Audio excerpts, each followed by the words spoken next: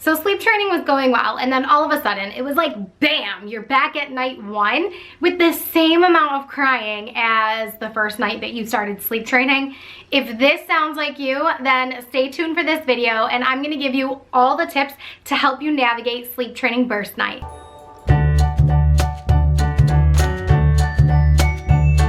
Imagine being 5 nights into sleep training and you're finally starting to get some rest, you're starting to feel better, and you feel like you've turned a corner.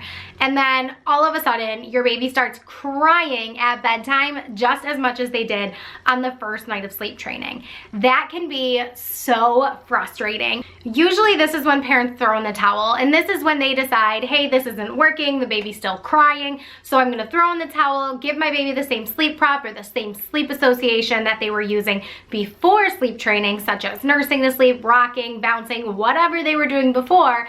This is when a lot of parents revert back to doing those things, and they're back at square one, and everyone's tired, not getting sleep, and parents are frustrated and exhausted, and they just feel like sleep training didn't work for them. But I am here to tell you that this isn't a sign that sleep training isn't working. This is what we call burst night. It could be 1 night, it could be 3 nights, it could be 5 nights, but either way, it exists. You are not alone, so do not feel like your efforts have been wasted. I'm gonna give you my top tips to help you get through burst night and get on the other side of the sleep training mountain.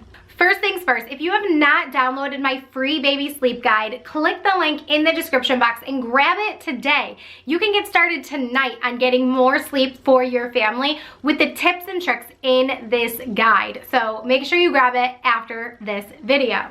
Tip number 1. You gotta push through, okay? You gotta push through the burst night. It will not last forever. This too shall pass. You need to just push through it.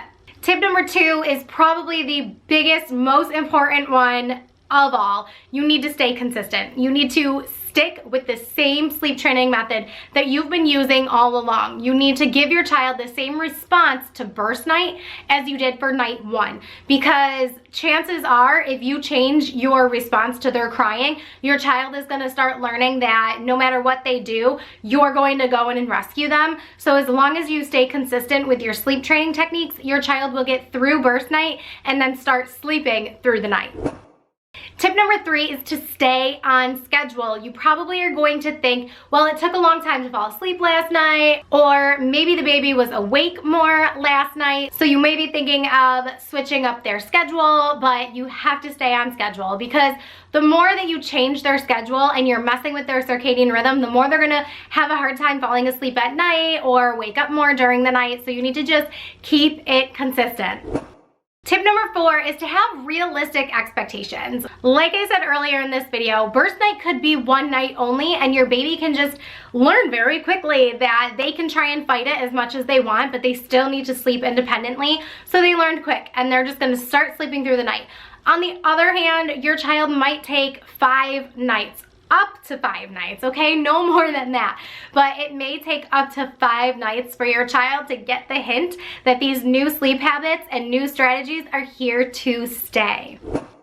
Tip number 5 is to understand that this is normal, and you should expect this. So burst night is not something that is always explained in sleep training when you very first begin.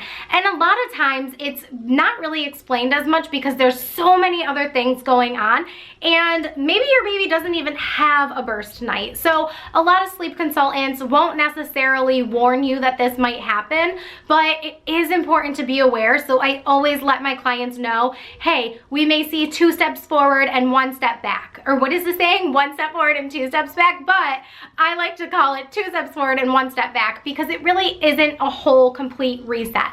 Your child has made progress. You just need to make sure that you're staying consistent when and if they do have this burst night. So just make sure that you are on alert and that you know that this might happen, but it also might not.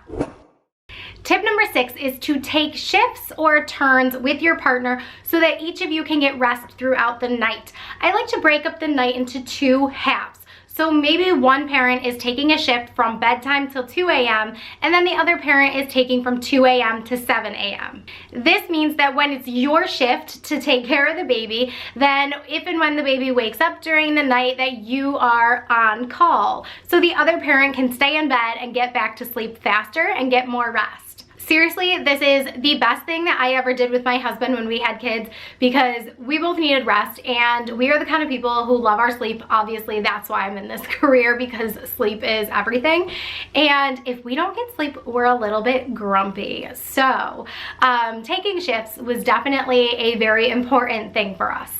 And when I suggest that my clients start taking shifts as well, I start seeing them a lot more appreciative of each other and sleep and taking turns with things. And honestly, like, this is something that can be used like all day, every day. So you can have expectations set with each other of at 7:30 a.m. I'll get up with the baby and do XYZ, and then you do ABC, blah, blah, blah. So all the things that come with parenting can always be done in shifts. We call this divide and conquer. When you split up the responsibility, it doesn't put all the pressure on one parent, and it just makes everybody else happier, including the baby. I hope that you learned a lot from this video. If your baby is around 4 months old and you have not sleep trained yet, I have a video right here that you should definitely check out after you watch this one. Click this button over here so that you can subscribe to my channel and never miss a video. Don't forget to download my free baby sleep guide in the description box, and keep blooming. Mwah!